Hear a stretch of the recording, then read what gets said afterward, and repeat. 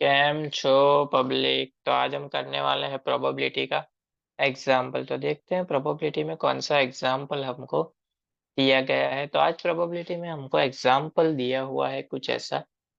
For a set of 16 cards number 1 to 16, हमको दिए गए हैं 16 कार्ड जिन पे नंबर लिखे हुए हैं 1 से लेके 16 तक। One is drawn at random, यानी कि उसमें से एक हम सिलेक्ट करते हैं।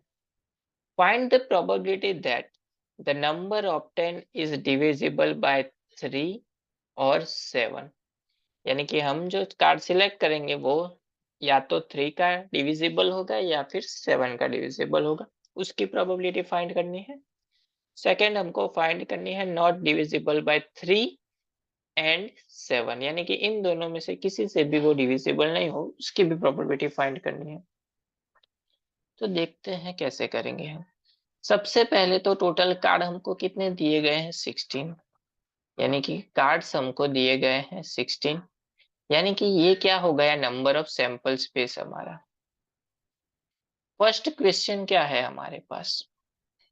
फर्स्ट क्वेश्चन हमारा कुछ ऐसा है कि जो नंबर हम सिलेक्ट करेंगे वो डिविजिबल बाय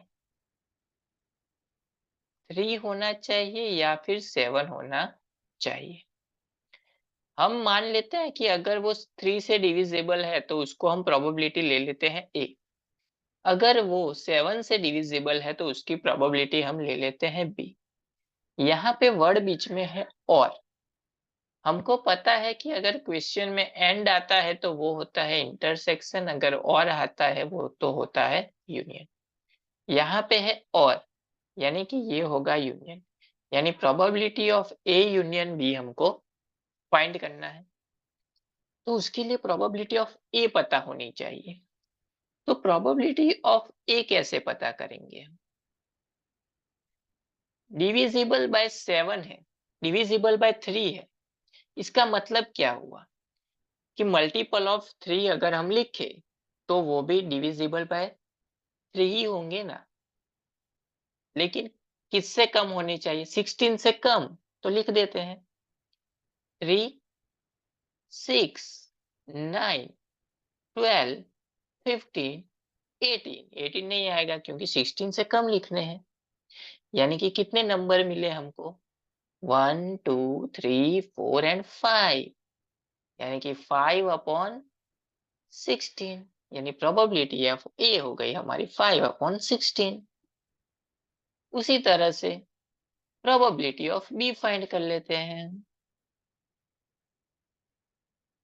वो कितनी हो जाएगी 7, यानी कि 7, 7 का मल्टीपल 14, 14 का मल्टीपल 21, 21 तो 16 से बड़ा हो गया, तो उसमें से 2 ही मिला सिर्फ हमको, यानी कि 2 अपॉन 16। चलिए अब बारी आती है फॉर्मूला की। Probability of A union B की फॉर्मूला क्या है। Probability of A union B की फॉर्मूला है probability of A plus probability of B minus probability of A intersection B, यानी कि दोनों में कॉमन होगा उसका क्या करना पड़ेगा माइनस। लेकिन यहाँ पे देखिए 3, 6, 9, 12, 15 है, यहाँ पे 7, 4 है, दोनों में कुछ कॉमन नहीं है, यानी कि probability of A intersection B क्या हो जाएगा 0। तीनों वैल्यू पता चल गई तो probability of A union B मिल जाएगा। प्रोबेबिलिटी ऑफ ए क्या है 5 upon 16 plus probability of B क्या है 2 अपॉन 16 माइनस ये है 0। तो यहाँ पे एलसीएम हो जाएगा 16, 5 प्लस 2, 5 प्लस 2 होता है 7 अपॉन 16। यानी कि जब क्वेश्चन में दिया गया है कि डिविजिबल बाय 3 हो या फिर 7 हो तो उसकी प्रोबेबिलिटी कितनी हो जाएगी 7 अपॉन 16। सेकेंड क्वेश्चन देखते हैं हम। सेकेंड क्वेश्चन हमको दिया गया है कि नॉट डिविजिबल बाय 3 एंड 7, यानी कि 3 से भी डिविजिबल नहीं होगा या फिर 7 से भी डिविजिबल नहीं होगा। यानी कि 3 के लिए हमने लिया था ए, इसके लिए लिया था हमने बी, बीच में साइन कौन सी है? एंड। एंड के लिए हमने देखा एंड होता है तो इंटरसेक्शन, यानी कि probability of A intersection B हमको फाइंड करना है, लेकिन यहाँ पे क्या लिखा है क्वेश्चन में? नॉट। नॉट आता है, उसका मतलब ये हुआ कि probability of A intersection B नहीं फाइंड करना है, हमको फाइंड करना है probability of A intersection B का डैश। अगर डिविजिबल बाय 3 एंड 7 है तो होगा probability of A intersection B, लेकिन क्वेश्चन में नॉट है अगर, तो उसका आएगा डैश। तो probability of A intersection B का डैश की फॉर्मूला है 1 minus probability of A union B. A union B हमको पता है 1 अपॉन, हमने आगे फाइंड किया 7 अपॉन 16, तो 1 माइनस 7 अपॉन 16, यानी कि हो जाएगा 16 माइनस 7 अपॉन 16, 16 माइनस 7 यानी कि 9 अपॉन 16।